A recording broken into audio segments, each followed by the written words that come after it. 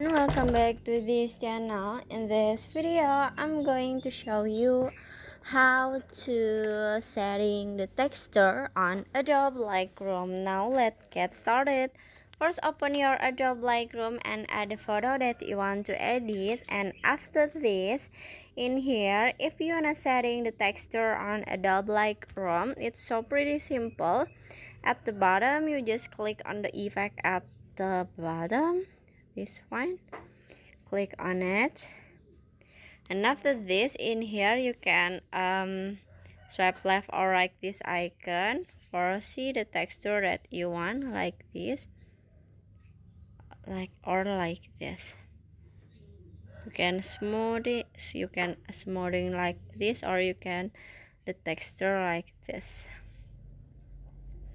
Okay, you can see the different like this. This is low with low texture, and this is with the high texture. And after this, in here you can go back and finish how to setting the texture on Adobe Lightroom. I hope you found this video to be helpful. If you enjoy with the content, please consider like, comment, and subscribe down below. Bye bye.